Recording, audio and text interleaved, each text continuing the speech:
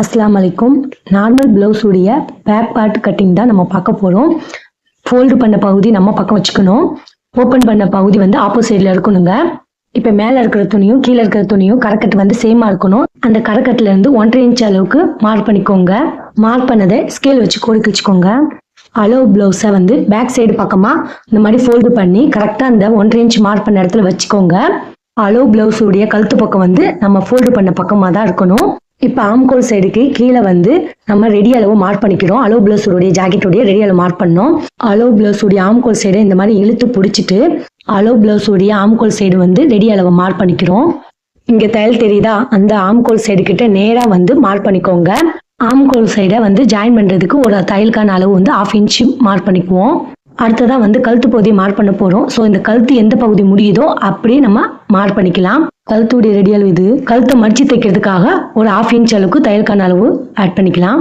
அடுத்ததான் வந்து shoulder mark பண்ண போறோம். இப்போ ஷோல்டருடைய ரெடி அளவு இதுதான். இப்போ ஷோல்டர் மடிச்சு தைக்கிறதுக்காக 1/2 இன்ச் தையலுக்கான அளவு வரும். அதை நம்ம மார்க் பண்ணிக்கிறோம். ஷோல்டருடைய ரெடி அளவு இது தையலுக்கான அளவு 1/2 இன்ச்சு. ஷோல்டரையும் கைப்பகுதியும் ஜாயின் பண்றதுக்கு ஒரு தையல் தெரிஞ்சு பாருங்க. அதுக்கு நேரா வந்து மார்க் பண்ணிக்கோங்க. ஷோல்டரையும் கைப்பகுதியும் ஜாயின் பண்றதுக்கு ஒரு 1/2 இன்ச் தேவைப்படும். அதையும் மார்க் பண்ணிக்கலாம்.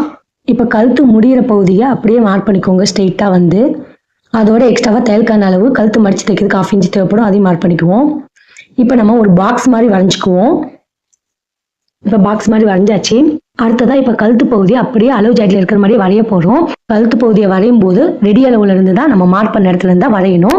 கழுத்து பீஸுடைய முடிவு பகுதி கூட ரெடி அளவுல தான் முடிக்கணும். தையலுக்கான அளவுல வந்து முடிக்க கூடாது. அளவு பிளவுஸை எடுத்துடலாம். இனிமே தேவைப்படாது. இப்போ அளவு பிளவுஸோடைய கழுத்து ரெடி அளவு தான் மார்க் பண்ணோம். இப்போ தையலுக்கான அளவை அப்படியே யூ ஷேப் மாதிரியே வரைஞ்சிக்கலாம். அடுத்தது ஆம்கோல் சைடு வரைய போறோம். தையலுக்காக விட்டுல 1/2 இன்ச் அதுல இருந்து ஒரு ஸ்ட்ரெயிட்டா கோட் போட்டுக்கோங்க. இந்த சைடு 1/2 இன்ச் மார்க் பண்ணாலும் அந்த இடத்துல வந்து ஸ்ட்ரெயிட்டா கோட் போட்டுக்கோங்க. பார்க்கும்போது எல் ஷேப்ல இருக்கும். இந்த மொன பகுதியில இருந்து டேப் வச்சு ஒரு 1.25 இன்ச் அளவு மார்க் பண்ணிக்கோங்க.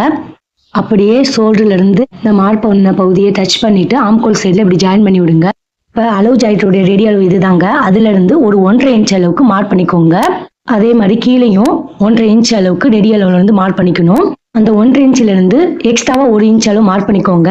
இது எதுக்காக 1 இன்ச் விடுறோம்னா அளவு ஜாக்கெட்ல பேக் சைட்ல 2 பக்கமா 1/2 இன்ச் பிடிச்சி தப்போம். ஸோ மொத்தமா வந்து 1 இன்ச் தேவைப்படும். அதுக்கு தான் இதுல வந்து 1 இன்ச் எக்ஸ்ட்ராவா ஆட் பண்ணிருக்கோங்க. ஃபர்ஸ்ட் அளவு ஜாக்கெட்டுடைய ரெடி அளவை ஸ்ட்ரெயிட்டா வந்து நம்ம மார்க் பண்ணிக்குவோம். 2 பக்கமும் மேலே கீழே கரெக்டா வச்சுட்டு கீழே வரைக்கும் அப்படி மார்க் பண்ணிக்கோங்க. ஸ்ட்ரெயிட்டா 1.5 இன்ச் மார்க் பண்ணல, அதை வந்து இந்த 1 இன்ச்சோட ஜாயின் பண்ணணும். அவ்வளவுதாங்க. பிளவுஸ் உடைய பேக் பீஸை நம்ம மார்க் பண்ணிட்டோம். இப்ப கட் பண்ணலாம். அடுத்த பீஸ்ல இருந்து கட் பண்ணி ஆரம்பிச்சு இப்படி ஸ்ட்ரெயிட்டா வந்து முடிச்சிருங்க.